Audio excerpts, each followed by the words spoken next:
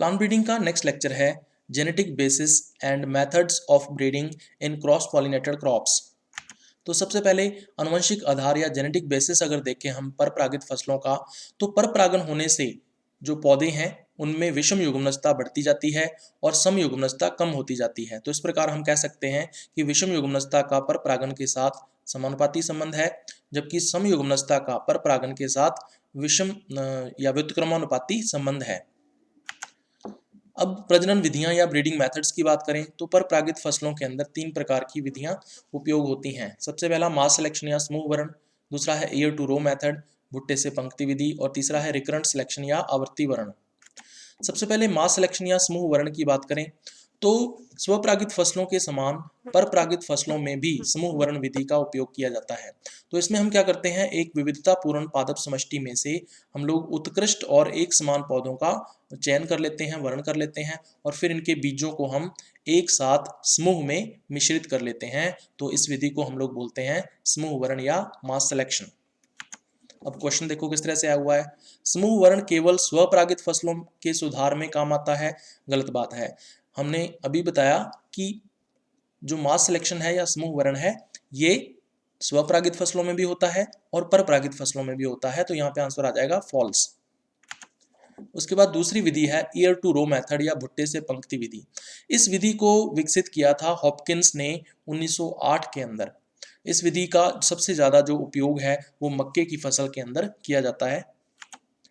इसकी परिभाषा या डेफिनेशन अगर अपने देखें तो मान लीजिए हमारे पास एक विविधतापूर्ण पादप समष्टि है, उसमें से हमें उत्कृष्ट पौधों का वर्ण कर लेना है या चयन कर लेना है, और फिर इनके बीजों को हमें अलग अलग एकत्रित कर लेना है ताकि इन बीजों से हम लोग अगले वर्ष एकल पादप संततियां उगा सकें। तो इस विधि को हम लोग बोलते हैं भुट्टे से पंक्ति विधि। अब इस पे क्वेश्चन देखो किस तरह से आया हुआ है। भुट्टों से पंक्ति विधि का उपयोग बड़े पैमाने पर किया जाता है, तो कौन सी फसल में करते हैं, मक्का की फसल के अंदर। तो इसमें फोर्थ आंसर आ जाएगा मक्का में। उसके बाद क्वेश्चन देखो, भुट्टे से पंक्ति विधि वाली से पंक्ति प्रजनन विधि को किसने दिया था, तो यहाँ पे आंसर आ जाएगा हॉपकिंस। हॉपकिंस के द्वारा भुट्टे से पंक्ति विधि प्रजनन विधि जो थी वो दी गई थी। उसके बाद आवृत्ति वर्ण या रिकरेंट सिलेक्शन की बात कर लेते हैं। तो इसमें हम क्या करते हैं, मान लीजिए हमारे पास एक पादप समष्टि है, उसमें से हम लोग क्या करेंगे, जो उत्कृष्ट पौधे हैं उनका वर्ण कर लेंगे। वर्ण करने के बाद हम उन वरित पौधों में सभी संभव संयोजनों में संकरण कराएंगे और फिर पुनरावर्तित उपज परीक्षण करके बार बार सिलेक्शन या वर्ण करेंगे। तो इसे हम लोग बोलते हैं आवर्ती वर्ण। इस विधि से यह जो विधि है ये भुट्टे से पंक्ति विधि का रूपांतरण माना जाता है कि उसके रूपांतरण से बनी है।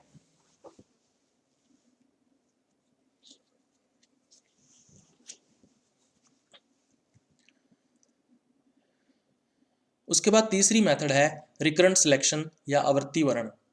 तो इसे हम किस प्रकार से परिभाषित कर सकते हैं, तो इसमें हम क्या करते हैं, जो हमारे पास जनक पौधे होते हैं उनमें सभी संभव संयोजनों में संकरण कराते हैं और फिर पुनरावर्तित उपज परीक्षण करके बार बार हम लोग वर्ण या चयन करते हैं पौधों का, तो इसे आवर्ती वर्ण कहा जाता है। इस विधि का जो इस विधि को भुट्टे से पंक्ति विधि का रूपांतरण जो है वो माना जाता है।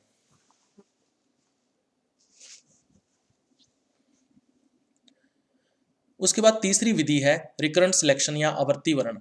तो इसकी परिभाषा अगर अपने देखें तो मान लीजिए सबसे पहले हम लोग जनक पौधों का वर्ण कर लेते हैं और फिर इनमें सभी संभव संयोजनों में संकरण कराते हैं और पुनरावर्तित उपज परीक्षण करके बार बार उत्कृष्ट पौधों का वर्ण करते हैं।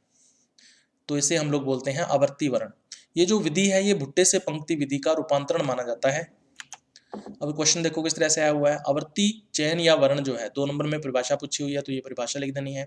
उसके बाद देखो आवर्ती चयन सामान्यतः स्वपरागित किस्मों में प्रयोग होता है, गलत बात है।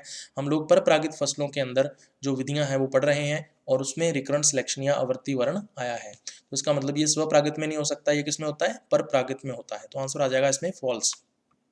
उसके बाद प्रकार की बात करें तो ये 4 प्रकार का होता है। सरलावर्ती वर्ण यानी सिंपल रिकरेंट सिलेक्शन, दूसरा जीसीए के लिए आवर्ती वर्ण यानी रिकरेंट सिलेक्शन फॉर जीसीए, तीसरा है एससीए के लिए आवर्ती वर्ण यानी रिकरेंट सिलेक्शन फॉर एससीए, और चौथा है व्युत्क्रम आवर्ती वर्ण यानी रेसिप्रोकल रिकरेंट सिलेक्शन। सबसे पहले सिंपल रिकरेंट सिलेक्शन या सरल आवर्ती वर्ण की अगर अपने बात करें तो इसमें हम क्या करते हैं, सबसे पहले एक विविधतापूर्ण समष्टि में से उत्कृष्ट पौधों का वर्ण कर लेते हैं। अब उन उत्कृष्ट पौधों का बिना परीक्षण किए ही हम उन उत्कृष्ट पौधों में स्वपरागण होने देते हैं और उनके स्वपरागण से जो बीज प्राप्त होंगे उनको अलग अलग एकत्रित कर लेते हैं और फिर इन बीजों से अगले वर्ष एकल पादप संततियां उगाई जाती हैं। तो इस प्रक्रिया को हम लोग बोलते हैं सरल आवर्ती वर्ण या सिंपल रिकरेंट सिलेक्शन। तो यहाँ पे हमें कोई भी परीक्षण नहीं करना है, ये बात ध्यान में रखनी है। उसके बाद दूसरा टाइप आता है जीसीए के लिए आवर्ती वर्ण या रिकरेंट सिलेक्शन फॉर जीसीए। इसमें हम क्या करते हैं, एक विविधतापूर्ण पादप समष्टि में से उत्कृष्ट पौधों का वर्ण कर लेते हैं। अब ये जो वरित पौधे हैं इनका जीसीए परीक्षण किया जाता है। जीसीए परीक्षण से हम ये देखते हैं कि कौन से ऐसे वरित पौधे हैं जो उच्च जीसीए प्रदर्शित करते हैं। तो केवल और केवल उच्च जीसीए वाले पौधों के स्वपरागण से जो बीज हमें प्राप्त होते हैं उनको अलग अलग एकत्रित कर लेते हैं और उनके बीजों से ही अगले वर्ष एकल पादप संततियां उगाई जाती हैं। तो इसको हम लोग बोलते हैं जीसीए के लिए आवर्ती वर्ण या रिकरेंट सिलेक्शन फॉर जीसीए। अब ये जीसीए क्या है, तो उससे पहले हमें समझना होगा कि सीए यानी कि कंबाइनिंग एबिलिटी या संयोजन क्षमता क्या होती है। तो जब हम संकरण करवाते हैं तो संकरण के फलस्वरूप जो संकर उत्पन्न होता है अगर वो उत्कृष्ट है तो पौधे की ये जो क्षमता है वो संयोजन क्षमता या कंबाइनिंग एबिलिटी कहलाती है। अब ये दो प्रकार की होती है, सामान्य संयोजन क्षमता यानी जनरल कंबाइनिंग एबिलिटी और जीसीए, और दूसरी है विशिष्ट संयोजन क्षमता यानी स्पेसिफिक कंबाइनिंग एबिलिटी और एससीए। सबसे पहले जनरल कंबाइनिंग एबिलिटी जीसीए यानी सामान्य संयोजन क्षमता की बात करें तो इसमें क्या किया जाता है, एक पौधे का क्रॉस करवाया जाता है मुक्त परागित किस्म के साथ और ऐसा करने से अगर उत्कृष्ट संकर उत्पन्न होता है तो इस क्षमता को जीसीए कहा जाता है। दूसरी तरफ हम लोग बात करें स्पेसिफिक कंबाइनिंग एबिलिटी एससीए या विशिष्ट संयोजन क्षमता की, तो इसमें जब किसी पौधे का क्रॉस हम लोग करवाते हैं किसी अन्य प्रजात से तो ऐसा करने से अगर उत्कृष्ट संकर उत्पन्न होता है तो पौधे की ये जो क्षमता है उसको एससीए या विशिष्ट संयोजन क्षमता कहते हैं। अब क्वेश्चन देखो किस तरह से आया हुआ है। आवर्ती चयन में सामान्य संयोग क्षमता के लिए परीक्षण वंशक्रम की प्रकृति होती है। इसका क्या मतलब है, इसका मतलब ये है कि हम पौधे का क्रॉस कौन से परीक्षक से कराएं यानी उस परीक्षक का नाम क्या होगा। तो हम जानते हैं कि सामान्य संयोजन क्षमता के लिए हम लोग मुक्त परागित किस्म से क्रॉस करवाते हैं और मुक्त परागित किस्म विषम युग्मजी प्रकृति की होती है। तो यहाँ पे आंसर आ जाएगा विषम युग्मजी, सेकंड आंसर इसमें आ जाएगा। उसके बाद सामान्य संयोजन क्षमता पे 2 नंबर की परिभाषा पूछी हुई है तो ये आपको परिभाषा लिख देनी है। उसके बाद जीसीए की परिभाषा 2 नंबर में पूछी है तो ये परिभाषा आपको लिखनी पड़ेगी। अब इसमें देखो जीसीए के लिए जो हम लोग आवर्ती वर्ण करते हैं वो किस तरह से करते हैं। मान लीजिए ये हमारे पास स्रोत समष्टि है जिसके अंदर हमारे पास 6 पौधे हैं, 1 2 3 4 5 और 6। इनमें हमने वर्ण किया या इनका हमने सिलेक्शन किया। तो सिलेक्शन किसका करेंगे, जो बढ़िया क्वालिटी के या उच्च गुणवत्ता वाले पौधे होंगे। तो इसमें 1 नंबर 3 नंबर और 6 नंबर पौधों का हमने वर्ण कर लिया। अब ये जो वरित पौधे हैं इनका हम लोग जीसीए परीक्षण करेंगे और स्वपरागण करवाएंगे। अब जब हमने जीसीए परीक्षण किया तो हमने क्या देखा कि इसमें से 1 नंबर और 6 नंबर जो पौधे थे वो उच्च जीसीए प्रदर्शित करते हैं, जबकि जो 3 नंबर पौधा था वो निम्न जीसीए प्रदर्शित करता है। तो जो निम्न जीसीए दर्शाता है उसको हम लोग छोड़ देते हैं, त्याग देते हैं, जबकि उच्च जीसीए वाले ये जो 1 नंबर और 6 नंबर पौधे हैं इनके बीजों से अगले वर्ष एकल पादप संततियां उगाई जाती हैं और फिर सभी संततियों में सभी संभव संयोजनों में संकरण करवाए जाते हैं। तो इस प्रकार से ये होता है जीसीए के लिए आवर्ती वर्ण। तो यहाँ पे 4 नंबर में क्वेश्चन पूछा हुआ है जीसीए के लिए प्रत्यावर्ती वर्ण को समझाइए। तो रिकरेंट सिलेक्शन फॉर जीसीए के लिए आपको एक्सप्लेन करना है तो ये आपको समझा देना है। उसके बाद अगर बड़ा क्वेश्चन इसके ऊपर आता है 15 नंबर में तो आपको इसकी व्यापीकृत रूपरेखा बनानी पड़ेगी। तो प्रथम वर्ष या फर्स्ट ईयर हम लोग क्या करते हैं, एक मुख्य समष्टि होती है हमारे पास जिसमें बहुत सारे पौधे लगे हुए हैं। दूसरी तरफ हम लोग एक परीक्षक समष्टि लेते हैं। तो यहाँ पर हम लोग जीसीए परीक्षण करेंगे। तो यहाँ पे परीक्षक समष्टि जो है वो कौन सी होगी, एक मुक्त परागित किस्म होगी। तो मुख्य समष्टि जो है इसमें हम लोग अनेक उत्कृष्ट पौधों का वर्ण कर लेते हैं।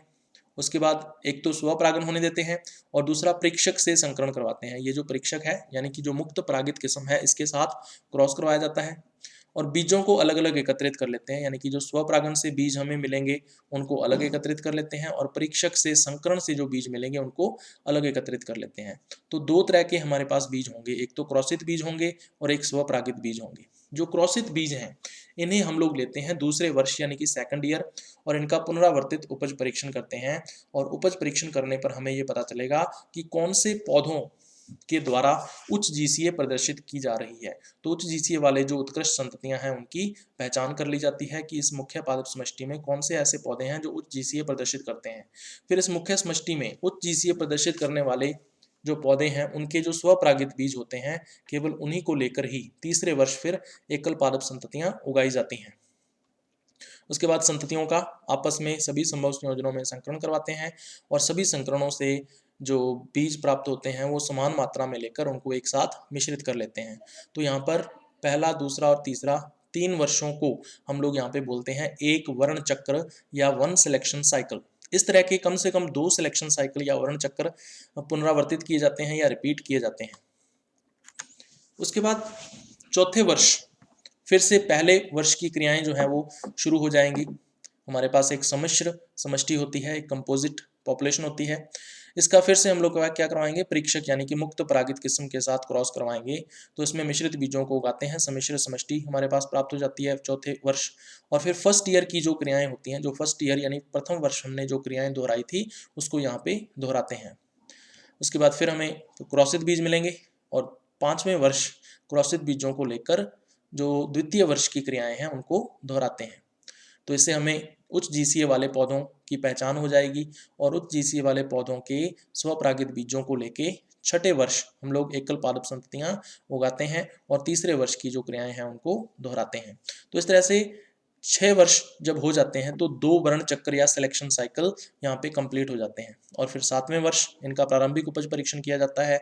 अगर ये इस परीक्षण में पास आउट हो जाते हैं तो उसके बाद फिर इनका 3 वर्षों तक लगातार 8वें से 10वें वर्ष तक लगातार समन्वित उपज परीक्षण करते हैं। अगर ये इस परीक्षण में पास हो जाते हैं तो किसी किस्म के नाम से इसको बाजार में विमोचित कर दिया जाता है और फिर 11वें वर्ष इनके बीजों का गुणन किया जाता है और फिर इनके बीजों को किसानों के अंदर वितरित कर दिया जाता है। तो यहाँ पे 15 नंबर में क्वेश्चन आया हुआ है, देखो प्रत्यावर्ती वर्ण क्या है। तो आवर्ती वर्ण के बारे में बताना है, परिभाषा इसकी। परपरागित फसलों में सामान्य क्षमता हेतु प्रत्यावर्ती वर्ण विधि का वर्णन कीजिए। तो इसमें जीसीए के लिए जो आवर्ती वर्ण है वो आपको समझाना है। तो 15 नंबर में क्वेश्चन है। उसके बाद देखो प्रत्यावर्ती वर्ण को परिभाषित कीजिए। तो आपको जो आवर्ती वर्ण है उसकी परिभाषा देनी है। विभिन्न प्रकार के प्रत्यावर्ती वर्ण को सूचीबद्ध कीजिए। तो उसके प्रकार लिखने हैं कि 4 प्रकार का आवर्ती वर्ण होता है, नाम लिखने हैं उनके। सामान्य संयोजन के आवर्ती वर्ण को समझाइए। तो जीसीए के लिए जो आवर्ती वर्ण हमने किया था उसको आपको एक्सप्लेन करना है। उसके बाद तीसरा हम लोग करेंगे एससीए के लिए आवर्ती वर्ण या रिकरेंट सिलेक्शन फॉर एससीए। तो यहाँ पर हम लोग क्या करते हैं, एक विविधतापूर्ण पादप समष्टि में से पौधों का वर्णन करते हैं, फिर उन पौधों का एससीए परीक्षण किया जाता है और इस आधार पर फिर ये देखा जाता है कि जो कौन से वरित पौधे ऐसे हैं जो उच्च एससीए प्रदर्शित करते हैं। उच्च एससीए वाले वरित पौधों के अंदर स्वपरागण होने देते हैं और इनके स्वपरागण से जो बीज हमें प्राप्त होते हैं इन बीजों से ही एकल पादप संततियां उगाई जाती हैं।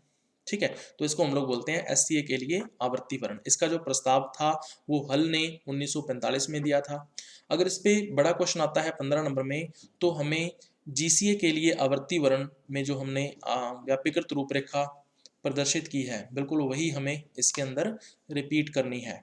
लेकिन वहां पे जीसीए शब्द आया था तो जीसीए के स्थान पर वहां पे हम लोग लिखेंगे एससीए। क्वेश्चन देखो किस तरह से आया हुआ है। विशिष्ट संयोजन क्षमता के लिए प्रत्यावर्ती वर्ण में परीक्षक हो सकता है। तो जब हम विशिष्ट संयोजन क्षमता निकालते हैं तो पौधे का क्रॉस हम लोग करवाते हैं अंत्य प्रजात के साथ। तो यहाँ पे आंसर आ जाएगा अंत्य प्रजात या इनब्रेड। तो सेकंड आंसर इसमें आ जाएगा। नेक्स्ट क्वेश्चन देखो, विशिष्ट संयोजकता आवर्ती वर्ण में एक उत्कृष्ट का उपयोग परीक्षार्थ संकरण के लिए करते हैं। तो यहाँ पे आ जाएगा एक इनब्रेड का उपयोग करते हैं हम लोग, यानी कि अंत्य प्रजात। तो अंत्य प्रजात यहाँ पे आंसर आ जाएगा। उसके बाद विशिष्ट संयोजन क्षमता के लिए प्रत्यावर्ती वर्ण में परीक्षक हो सकता है। तो परीक्षक कौन सा होगा, यहाँ पे विशिष्ट संयोजन क्षमता के लिए जो परीक्षक है वो अंत्य प्रजात लिया जाता है। तो यहाँ पे इनब्रेड या अंत्य प्रजात आंसर आ जाएगा। उसके बाद आता है व्युत्क्रम आवर्ती वर्ण यानी कि रेसिप्रोकल रिकरेंट सिलेक्शन। तो इस विधि का जो सुझाव था वो 1949 में 3 वैज्ञानिकों के द्वारा दिया गया था, कॉम्स्टॉक, रॉबिन्सन एंड हार्वे। तो इन वैज्ञानिकों के नाम आपको ध्यान में रखने हैं। इसमें हम क्या करते हैं, दो पादप समष्टियां लेते हैं ए और बी, और इन दोनों में साथ साथ हम लोग आवर्ती वर्ण करते हैं और दोनों ही समष्टियों में साथ साथ हम लोग सुधार करते हैं। तो इस प्रकार के जो आवर्ती वर्ण को व्युत्क्रम आवर्ती वर्ण कहा जाता है। अगर हमें समष्टि ए में सुधार करना है तो जो समष्टि बी होती है उसको परीक्षक की तरह उपयोग करते हैं, और अगर हमें समष्टि बी में सुधार करना है तो जो समष्टि ए है उसको परीक्षक की तरह यूज करते हैं या उपयोग करते हैं। तो इस तरह से ए और बी समष्टियां एक दूसरे के लिए परीक्षक की तरह उपयोग की जाती हैं। अब इस पे क्वेश्चन देखो किस तरह से आया हुआ है, दो विषम युग्मजीव प्रभेदों का प्रयोग होता है। तो यहाँ पे जो दो पादप समष्टियां ए और बी हम लोग ले रहे हैं वो दो विषम युग्मजीव प्रभेद होते हैं। तो यहाँ पे कौन सी विधि में इसका उपयोग किया जाता है, तो जो रेसिप्रोकल रिकरेंट सिलेक्शन है यानी कि पारस्परिक आवर्ती चयन के अंदर इसका उपयोग होता है। तो सेकंड आंसर इसमें आ जाएगा। उसके बाद व्युत्क्रमी प्रत्यावर्ती वर्ण जो है उसको समझाइए। तो 5 नंबर में इस पे क्वेश्चन है, तो ये आपको एक्सप्लेन करना है। अब इस पे अगर 15 नंबर का क्वेश्चन आता है तो आपको इसको डिटेल में समझाना पड़ेगा इसकी व्यापकृत रूपरेखा के साथ। तो इस तरह से आप लोग इसके अंदर डायग्राम बनाओगे। प्रथम वर्ष समष्टि ए और समष्टि बी ये दोनों हम लोग लेते हैं और एक दूसरे की तरफ तीर का निशान लगा के क्रॉस का निशान जो है वो हम लोग लगाएंगे, क्योंकि हम दोनों को ही मुख्य समष्टियों की तरह भी उपयोग कर रहे हैं और दोनों को ही परीक्षकों की तरह भी उपयोग कर रहे हैं। तो सबसे पहले समष्टि ए को लेके चलते हैं। तो समष्टि ए के उत्कृष्ट पौधों का वर्ण कर लेते हैं और उन उत्कृष्ट पौधों में स्वपरागण व बी परीक्षक यानी कि ये वाली जो समष्टि बी है इसको परीक्षक की तरह लेके इससे संकरण करवाते हैं। ठीक है, अब हम लेते हैं समष्टि बी को। तो बी के उत्कृष्ट पौधों का वर्ण कर लेते हैं और स्वपरागण जो वरित पौधे हैं उनमें स्वपरागण होने देते हैं और ए परीक्षक से यानी ये वाला जो समष्टि है ए परीक्षक से उसका क्रॉस करवाते हैं या संकरण करवाते हैं। ठीक है, अब हमारे पास समष्टि ए में दो तरह के बीज प्राप्त होंगे, समष्टि बी में भी दो तरह के बीज प्राप्त होंगे। समष्टि ए में हमें प्राप्त होंगे क्रॉसित बीज और स्वपरागित बीज, और समष्टि बी में भी दो तरह के बीज प्राप्त होंगे, क्रॉसित बीज और स्वपरागित बीज। तो हमें क्या करना है, समष्टि ए और समष्टि बी से जो हमें क्रॉसित बीज प्राप्त हो रहे हैं दूसरे वर्ष उनका पृथक पुनरावर्तित उपज परीक्षण करते हैं और इस पुनरावर्तित उपज परीक्षण से हमें यह पता चलता है कि कौन से वरित पौधे उच्च SCA प्रदर्शित कर रहे थे। ठीक है, और उन उत्कृष्ट संततियों की हम लोग पहचान कर लेते हैं। तो उच्च SCA वाले समष्टि ए और समष्टि बी में जो उच्च SCA वाले वरित पौधे हैं केवल उनके स्वपरागित बीजों को लेकर ही तीसरे वर्ष थर्ड ईयर एकल पादप संततियां उगाई जाती हैं। तो उसके बाद संततियों का आपस में सभी संभव संयोजनों में संकरण करवाते हैं और फिर सभी संकरणों से समान मात्रा में बीज लेकर उनको एक साथ मिश्रित कर लेते हैं। तो 1, 2 और 3 यहाँ पे 3 वर्ष का जो समय है वो एक वर्ण चक्र या एक सिलेक्शन साइकिल कहलाता है। तो इस तरह के कम से कम 2 वर्ण चक्र या सिलेक्शन साइकिल जो है वो रिपीट किए जाते हैं। चौथे वर्ष देखो सम्मिश्र समष्टि ए और सम्मिश्र समष्टि बी, कंपोजिट पॉपुलेशंस बनेंगी ए और बी। अब क्या करेंगे, फिर से प्रथम वर्ष की क्रियाओं को दोहराएंगे। तो मिश्रित बीजों को जब हम उगाते हैं तो दो तरह की पॉपुलेशंस बनती हैं, कंपोजिट पॉपुलेशंस ए और बी। उसके बाद फर्स्ट ईयर की जो एक्टिविटीज हैं या क्रियाएं हैं जो प्रथम वर्ष हमने की थी उसको यहाँ पे रिपीट करते हैं। तो दो तरह के बीज हमारे पास बनेंगे दोनों ही समष्टियों में, क्रॉसित बीज और स्वपरागित बीज, क्रॉसित बीज और स्वपरागित बीज। तो क्रॉसित बीजों को लेकर 5वें वर्ष हम लोग क्या करते हैं, पुनरावर्तित उपज परीक्षण करते हैं, दोनों का पृथक पृथक यानी कि द्वितीय वर्ष की जो क्रियाएं हैं उनको दोहरा लेते हैं। तो ऐसा करने से उच्च SCA वाले जो पौधे हैं उनकी पहचान हो जाती है दोनों ही समष्टियों में। तो उच्च SCA वाले जो वरित पौधे हैं उनके स्वपरागित बीजों को लेकर छठे वर्ष एकल पादप संततियां उगाई जाती हैं, यानी कि तीसरे वर्ष की क्रियाओं को दोहराते हैं। तो इस तरह से छठा वर्ष कंप्लीट होते ही 2 वर्ण चक्र या 2 सिलेक्शन साइकिल जो है वो कंप्लीट हो जाते हैं। उसके बाद 7वें वर्ष हम लोग क्या करेंगे, अलग अलग दोनों ही समष्टियों के अंदर प्रारंभिक उपज परीक्षण करेंगे। अगर ये इस परीक्षण में पास आउट हो जाते हैं तो 8वें 9वें 10वें 3 वर्षों तक लगातार समन्वित उपज परीक्षण किया जाता है दोनों ही समष्टियों में अलग अलग। तो अब अगर ये पास आउट हो जाते हैं इस परीक्षणों के अंदर तो नई किस्मों के नाम से जो ए पॉपुलेशन है उससे एक किस्म विकसित होती है, बी जो पॉपुलेशन है उससे दूसरी किस्म विकसित होती है, तो दोनों किस्मों को हम लोग क्या करते हैं, अलग अलग बाजार में विमोचित कर देते हैं और फिर 11वें वर्ष इन दोनों का ही अलग अलग खेतों के अंदर बीज गुणन किया जाता है और फिर किसानों में बीजों का वितरण कर दिया जाता है। तो ये पूरी की पूरी इसकी व्यापक रूपरेखा है। अगर 15 नंबर में क्वेश्चन आता है तो ये आपको डिस्क्राइब करना होगा।